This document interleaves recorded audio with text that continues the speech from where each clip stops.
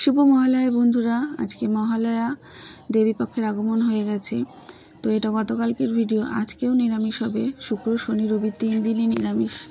শুক্র শনি তো এমনিই নিরামিষ হয়, আর আজকে যেহেতু মহালয়া আজকেও নিরামিষ খাবো।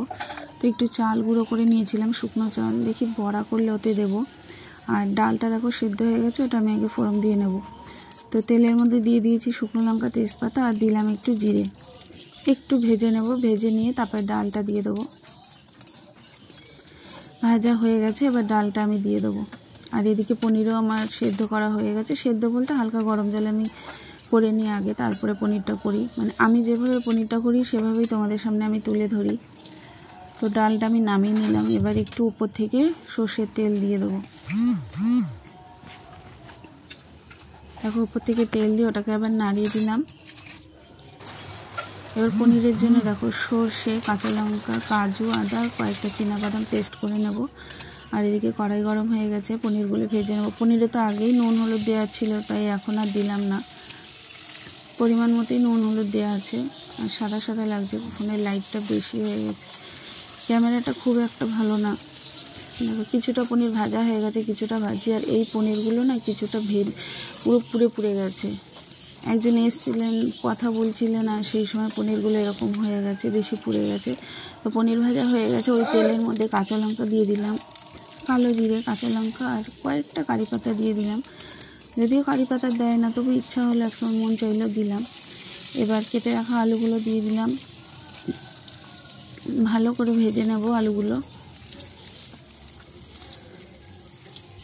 তারপরে দিয়ে দিচ্ছি হলুদ। আর এক হাতে আমি ফোন ধরে এক হাতে রান্না করছি। আর এদিকে দেখো একটা ছোট্ট টমেটো আমি এভাবে ঘষানিতে ঘষে রেখেছি, আজকে পেস্ট করে দেয়নি বা ছোটো ছোটো করে কেটেও দেয়নি।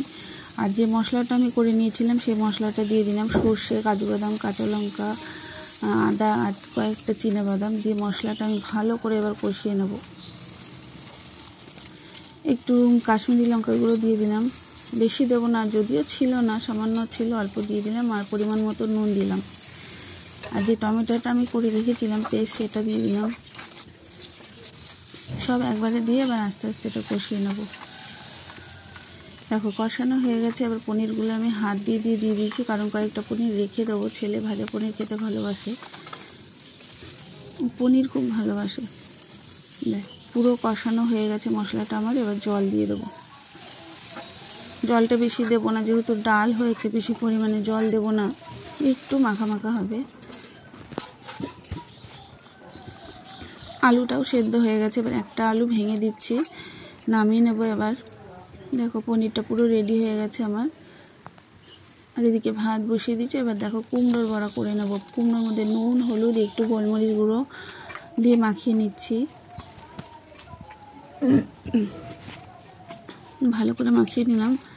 আর এদিকে দেখো বেসন, ওই চালের গুঁড়োটা দিয়ে দিচ্ছি, কালো জিরে, আর কারি পাতা 3-4টে কুচিয়ে দিয়েছি, পরিমাণ মতো নুন, আর একটু চিনি দিয়ে দিয়েছিলাম।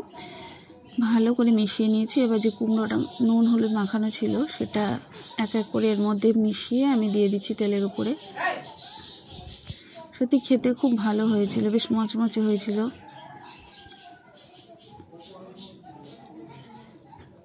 তিনটে করে দেবো, বেশি দেবো না, যেহেতু তেল অল্প অল্প করে দিয়ে ভাজছি আমি। তিনটে করে দেবো। বড়গুলো আগে দিয়ে নিচ্ছি, তারপরে ছোটোগুলো দেবো।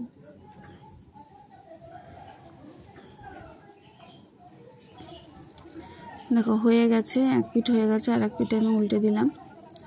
একটু চেপে চেপে, আর গ্যাসে না জোরটা একদম কমিয়ে রেখেছি, বেশি জোর দিলে পুড়ে যাবে, সেদ্ধ হবে না ভেতরে। আর যেহেতু কুমড়ো একটু মোটা মোটা করে কেটেছি, হালকা আস্তে আস্তে করে ভাজতে হবে। কিছুটা বড়া আমার ভাজা হয়ে গেছে, দেখো বেশ মচমচে হয়েছে। আর কিছুটা আবার এই যে তুলে নিলাম। শুক্র শনি দুদিনই আমাদের নিরামিষ হয়। আর এবারে যেহেতু রবিবারেও মহালয়া পড়েছে, তো মহালয়ার দিনে আমি নিরামিষ খাই। পরপর 3 দিনই নিরামিষ হলো।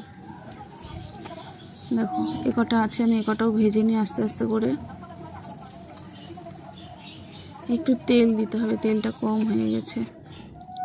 ব্যাস দেখো আমার বড়া ভাজা হয়ে গেছে, পুরো রান্না পুরো কমপ্লিট। এদিকে এই দেখো ডালটা পুরো কত পাতলা ছিল, এখন গাঢ় হয়ে গেছে। ওই ভাতটাও আমার হয়ে গেছে। এবার রান্নাঘর পরিষ্কার করে নিই, তারপর ছেলেকে স্নান করাবো, বাসনগুলো মাজতে হবে। পুরো রান্নাঘর পরিষ্কার করে নিয়েছি, গ্যাস জানলা সব মুছে, বাসন মেজে বেসিন পরিষ্কার করে নিয়েছি একটা কারি পাতা পরে। সবাই সুস্থ থেকো, ভালো থেকো, আর সবাই দয়া করে আমার পাশে থেকো। ঘরটাও দেখো এবার পরিষ্কার করে নিতে হবে। এই হচ্ছে আমার